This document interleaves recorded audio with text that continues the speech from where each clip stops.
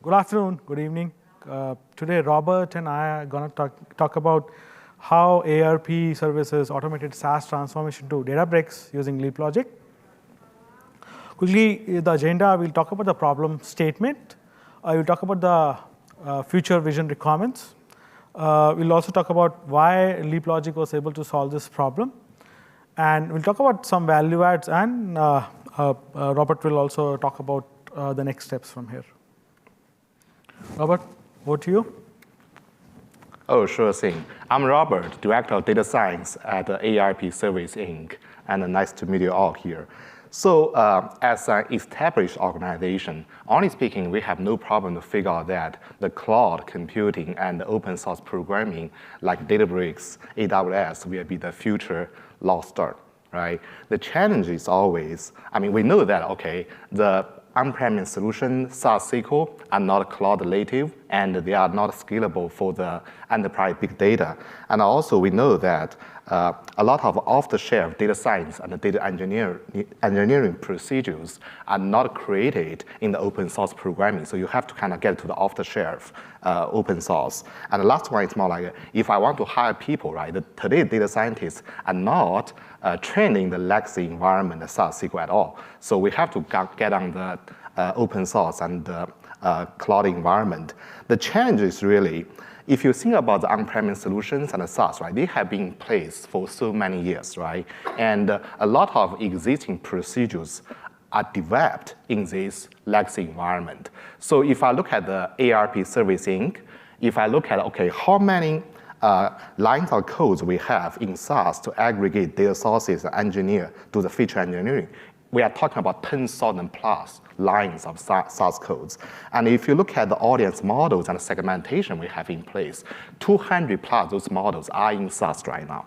And finally, if you talk about the campaign execution, basically you create audiences from the SAS environment and apply to the multi-channel campaigns, right? We have 400 campaign execution using SAS today. So a lot of effort, and again, if you talk about legacy people we have, right, they are using the SAS and legacy environment on a day-by-day basis. So our challenge is really how to modernize our data science operations from the legacy SAS and the SQL environment to the Databricks platform. And when we get to the challenge, can we go to the next slide? Yeah. So when we started working with Databricks and also the Databricks partner like Impetus, right, we have 4 requirements. First one is really the timing. We don't want to actually spend years converting our SAS codes, and then we say, okay, finally we get into the cutting edge, right? We want to actually do it very quickly. And our goal is that if we can get everything done in 6 months and migrate over, that means that the 6 months is for everything, not only the code conversion, but also the production migration. So when we talk to our Databricks partner and diamond partner of Databricks, we say, okay, can you do everything in 2 months? That's the timing requirement. Our second requirement is really the modularization, right? So we don't want to kind of say, oh, you get a code there and convert line by line. Our requirement is that, can you use the business logic and also some of the pattern analysis to understand what are core components you can have so that we can redevelop everything into those components, and we can organize and reorganize those components either in parallel or in a sequential format using the multitask job so that we can increase our efficiency when we migrate over. Third one is really the extensibility. So if you think about our situation, right, not only want to transition our existing process into the Databricks environment, but also we have a lot of legacy users still using the environment which is not cloud-based, right? So we want to create a template, the tools, so that those legacy users can quickly upgrade their skill set using the tools and the template developed through the migration effort. Finally, it's automation.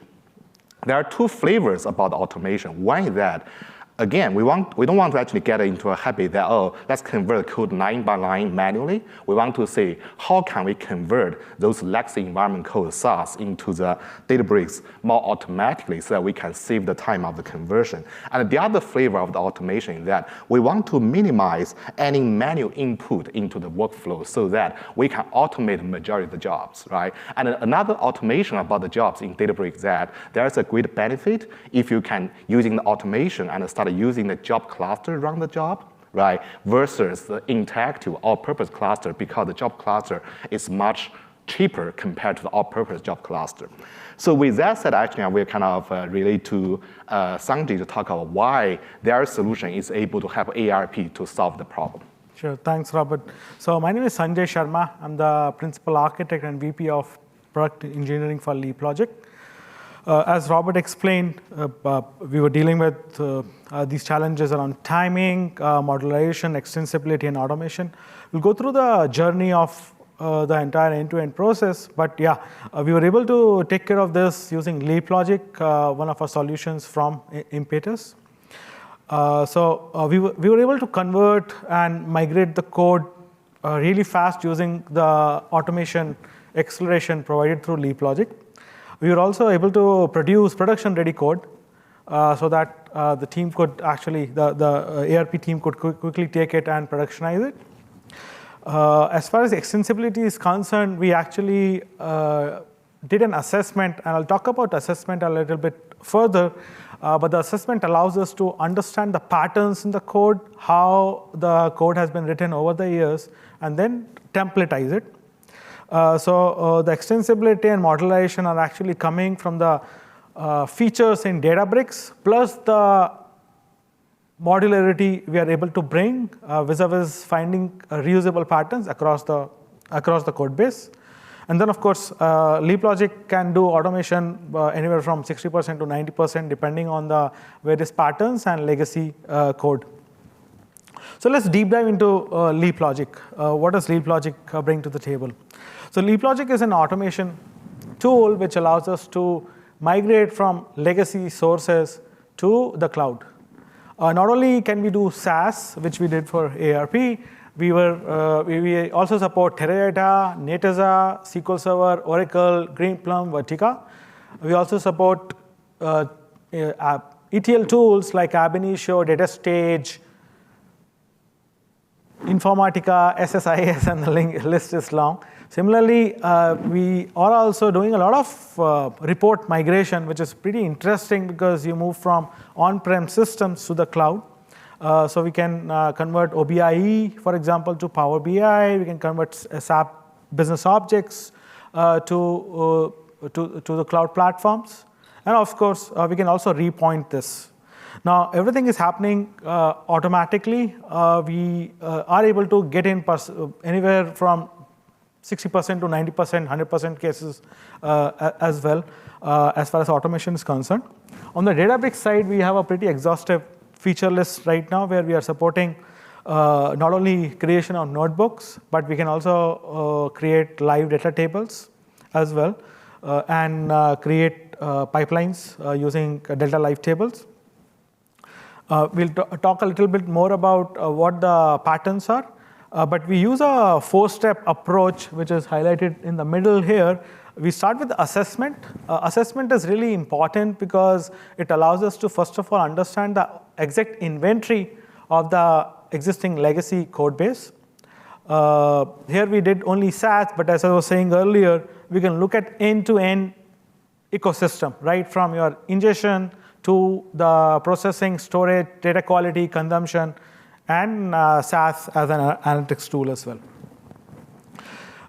The assessment also provides us dependency between these different systems. So literally, we can start from the ingestion source and be able to trace how the data is moving across to the consumption side. So thus creating a well-detailed lineage. We move on to the transformation phase where the magic lies, where we're able to take the existing code and convert it into a target optimized code. So we're not doing a line-by-line translation. We mimic what a smart engineer would do. Take the existing SAS code and then identify the parameters or reusable templates, and then move them across to Databricks environment. A simpler understanding would be we take a SAS program and convert it to an equivalent Databricks notebook. For orchestration and other purposes, either we'll use Databricks jobs, or as you will see, we can also create Delta Live tables with Delta Live pipelines as well. one important aspect of any kind of migration project is validation. I think most of the migration projects fail because of validation issues and problems. So we have automated that as well, where we are able to trace and be able to generate cell-to-cell validation reports where we guarantee that the existing SAS output works exactly same as in the new platform. A pinch of salt there. So SAS is pretty flexible in terms of it will lose precision at some time, it will add precision at some times, whereas Databricks is very consistent. So we do run into issues where we have to figure out and talk to the business side to align on some of the precision things and others. But yeah, usually I think the platform differences are caught here as a part of validation, and very easy to convince them and move on to the new platform. Operationalization also becomes very important since we are moving to a cloud-based environment. Now, one of the things we are doing as a part of the transformation is also understanding that the cloud can work in a on-demand basis. So we can have SAS programs run in an equivalent way on the Databricks environment in an on-demand basis. So think of monthly jobs running only once a month, or daily jobs running only once a day. So you save a lot on your existing infrastructure and thus use the cloud scalability. On performance side as well, we see that we are able to beat SAS SLAs quite easily, given that we are moving from on-prem, on-demand scalable system to an on-demand scalable system. So depending on the SLA requirements, we can move the capacity up and down. Of course, Databricks provides all the necessary nuts and bolts to tune the things accordingly. So again, I think we haven't run into any SAS SLAs issues. In fact, for jobs which are running for days in SAS, we'll usually finish them in hours without too much effort on the Databricks side. So here's a summary of the end-to-end feature set. So we start with assessment and prescribe the recommendations. We move on to the transformation side. We are converting the SAS scripts. We move on to validation. On the validation side, we again can comply and integrate with CI/CD practices. So for example, if you're on Azure, we can align and set up CI/CD process on Azure DevOps. Similarly, for AWS and GCP as well, we can integrate and set up CI/CD pipelines, both for validation as well as operationalization, where you are getting the additional benefit of new, better DevOps practices on the cloud.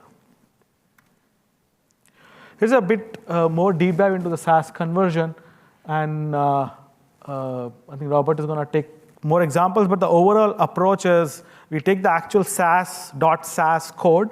We can also take enterprise guide projects or .egp projects. We are able to convert the SAS code into a notebook or EGP into a set of notebooks integrated with Databricks jobs. One of the things we do as a part of the assessment is a profiling of each SAS programs on close to 400, 500 parameters. So think of feature set engineering. So each SAS program is slice and dice on some of the things like how many proc SQLs are there, what is the complexity of those proc SQLs. If you're connecting to Teradata or SQL Server or Oracle, how many SQLs are you connecting? What is the complexity involved with those SQLs? Because they do play a role when you're doing the conversion. If you're using macros, what is the complexity of the macros? If you're using some advanced SAS algorithms or advanced SAS packages, we do have corresponding equivalent of that in the Databricks world. And of course, Databricks being open source does allow us to include things like TensorFlow and other algorithms libraries out there. So H2O, for example, is quite popular. So once we profile that, we are now able to understand the workload characteristics of each and every SAS program. We're also able to categorize each SAS program into 3 major categories, and this is something we learned from experience. So most of the SAS usage is, I would say, misuse, where they're using SAS not for analytics, but for ETL preparation or data quality, or just simple ingestion as well. I think SAS is pretty, I think, easy to use, so it does allow people to use it in any way possible. So what we have realized is doing assessment for major Fortune, I think, 100 companies, almost 80 to 90% use cases or categorization is around ETL or data preparation, where we're just loading data from some different sources, doing a little bit of data quality, and then doing some reporting on top of that. So we're able to understand that, and then we have clear patterns for that. We do also, of course, see people using a lot of SAS statistics packages. So we have equivalent of those, and I will try to walk through on how we take care of those. We do run into advanced SAS packages as well. Again, I think the percentage of that would be lesser than 5-10% across the board. And we have equivalent corresponding algorithms, as I said earlier. We're able to package everything as Databricks notebooks or Databricks jobs, and then upload it into Databricks automatically, so that you have ready-made code, everything available as well. So I invite Robert back again. Oh, sure. Talk about Thanks, some of Sanjay. this. And we're actually really happy that we actually find Impetus as our partner to kind of make the journey so easy. So as Sanjay mentioned, right, we actually do some assessment and do some pattern recognition. And we actually figure out that, sounds like a daunting job. You actually have about 10,000 lines of code. So you talk about more like 100 models, right? By the end of the day, if you kind of concentrate, there are 4 different areas. If we can solve, that's going to address 80% plus of the problems. And that actually makes us so happy. So the 4 different areas, one is we have a lot of SAS functions, right? And we don't really have existing SAS functions in the Databricks. So Impetus actually help us to kind of quickly develop those Databricks functions so we can mimic what SAS is doing. And those are going to be the templates we can reuse in the future. There is a second category, which is SAS has a lot of procedures, right? For example, proc content, right? Proc import, proc export, etc., right? But those things can also easily develop a user-defined function in the Databricks so that we can address those type of syntax. There is a third one, which is more complicated, the macros, right? So those macros in SAS, just like the user-defined function in the Databricks, right? And Impetus help us create a lot of macros, not actually the user-defined functions in the Databricks, so that we can solve the most complicated macros we create in SAS. And we are going to show some examples. And finally, it's more like through the assessment, through the pattern recognition, right? As Sanjay mentioned, let's focus on the heavily repeated code. And one of the repeated code most heavily is those data collection, data aggregation, data preparation, right? For example, the SAS ODBC collection using the SQL to get the data all together and do some very basic engineer. So when we kind of focus on the 4 areas, right, we feel that it's more like 80%, 85% of the jobs actually are done already. And then you actually kind of focus 10 to 20% of the time to the manual conversion.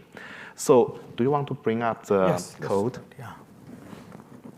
So the difficult part, demo, live demo, usually fails. Let me end this, maybe. That will allow me to get out of here. Yeah, I can see something. I don't see it on the screen. Hold on. Let me end the show here. Okay. So LeapLogic itself, I'll go into LeapLogic later. Let's just cover the use cases first. Here we go. So maybe you can see them here or here. Where do you want to see them? So why don't you start with Maybe you can look there. Not there. How to move up? Do you know how to move up? Go up. Yeah. Okay. Yeah. Here we go.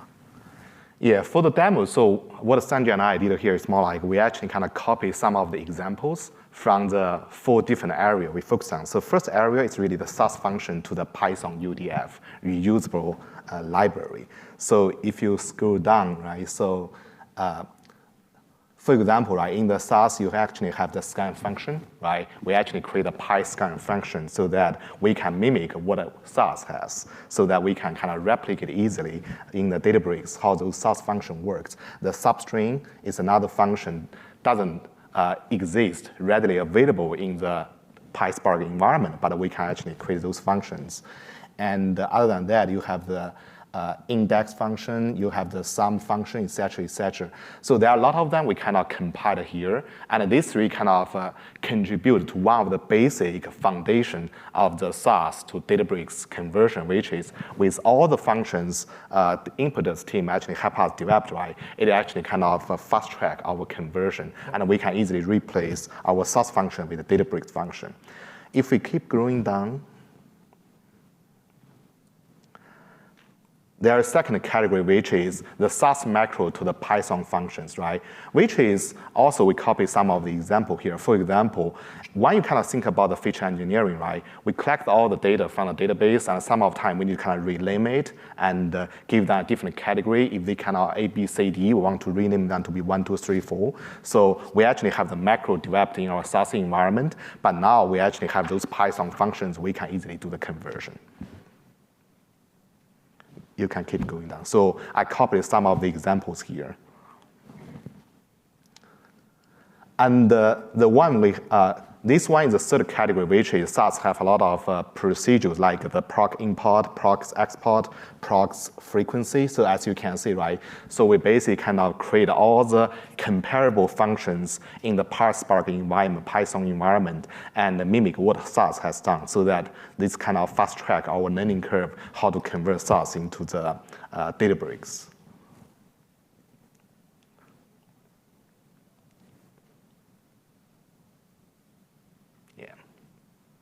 Keep going. And the last one is really, again, is the fourth category is more like the most frequently used SAS functions. And one example is really the data collection in the SAS using the ODBC pass-through, using the SQL to gather everything together. And great thing that we have the DB SQL and we have the SQL kind of syntax in the Databricks environment. So we basically kind of create a template so that those kind of functions can be easily replicated in the Databricks. So overall, by kind of focusing on the 4 categories, which is the SAS function, SAS macro, SAS procedures, and some of the heavily used component, we are able to address 80 to 85% of our problem quickly and only focus on the 10 to 15%, which we more need manual conversion. Right, thanks, Robert. So again, I think just adding to the example, one of the principles we use for this auto transformation is to have the same readability as would be in the SAS code. So we find it very easy for SAS developers to actually move on to this, understand this code, because you're using the same naming convention. We're almost using the same name of the procs, name of the functions, almost remains same. So not only are we migrating, but we're also giving a pathway for SAS programmers to migrate to this, embrace this, and go forward from there, given that Databricks-like platform gives a lot of opportunities which might not be possible as a part of the SAS environment. Now, the engine is quite intelligent and configurable as well. For example, here is an example of how a typical SAS program can be converted into multiple ways.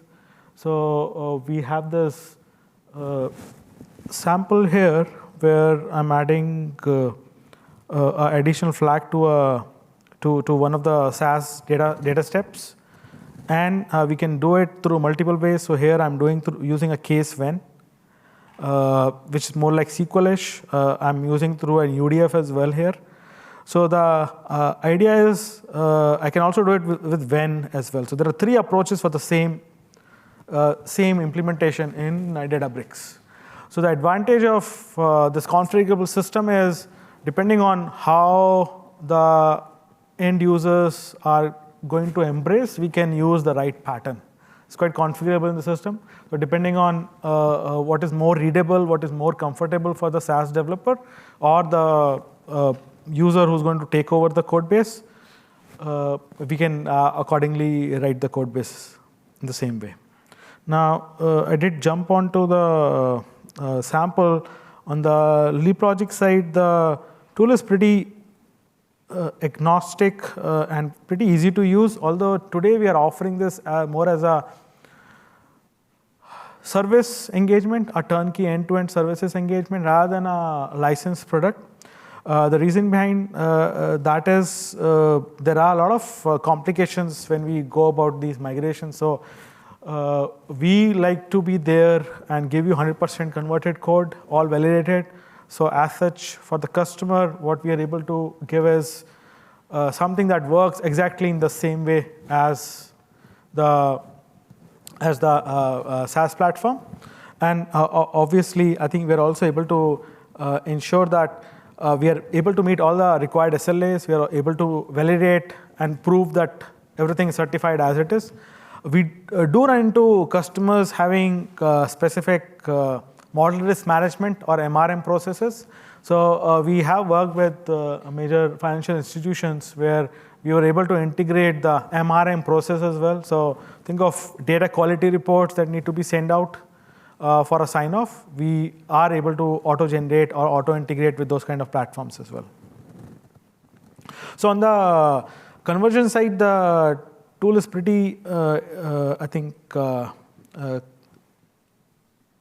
agnostic. So we just put in the code, it'll churn out the converted code, and we don't really have to do much over there.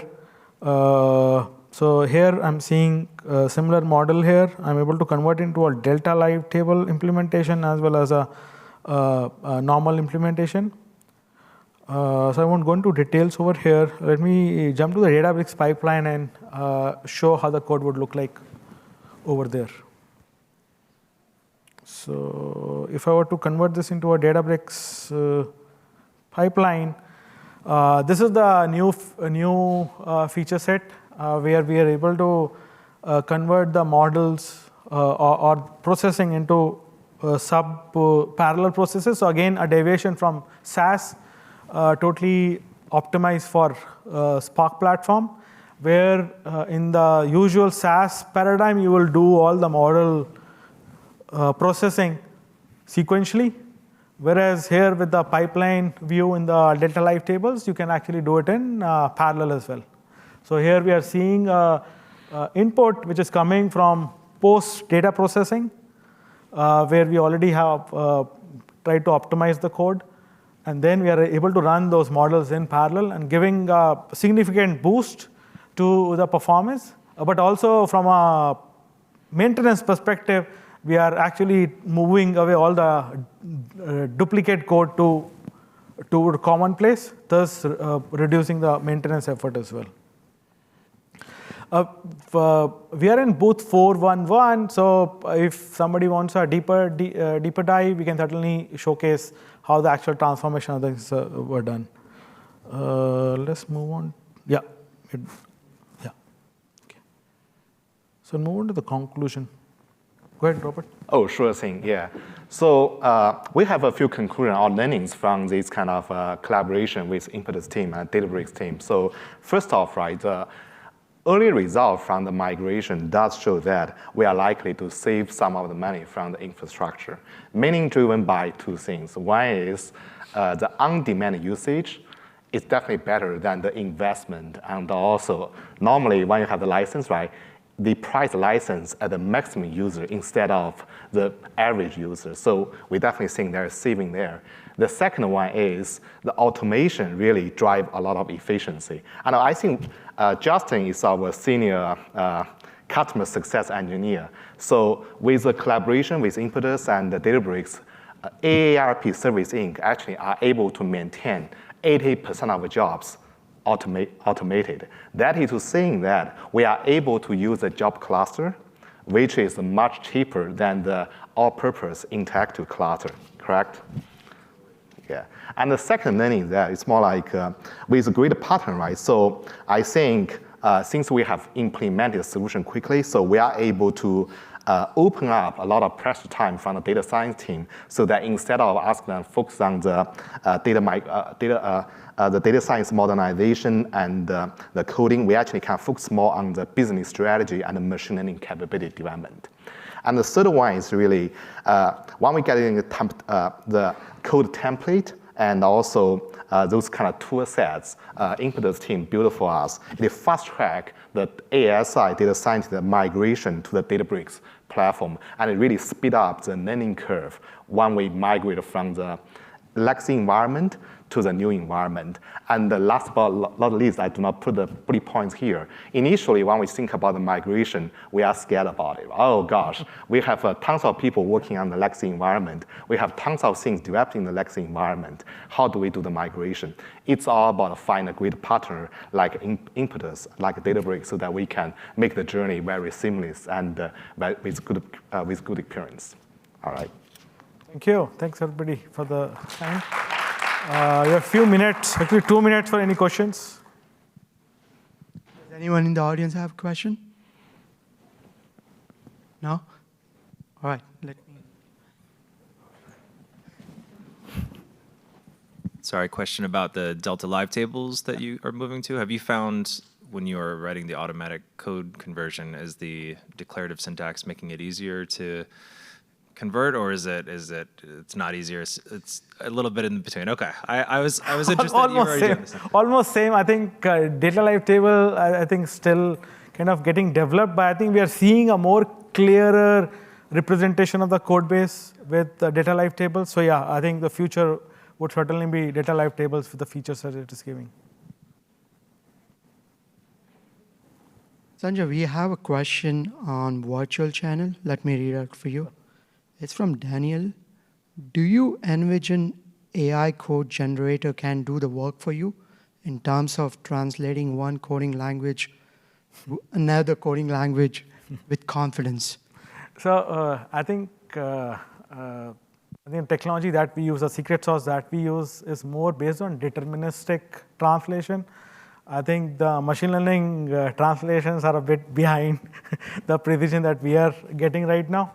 Yeah, we did go that approach. We have a full-fledged data science team trying to do that, but yeah, not so far. So I think human beings are better still than machines for automated language translation. Okay. I think that's it. That's pretty much it. Thank you. Thanks a lot. Thank you. Thanks a lot, guys.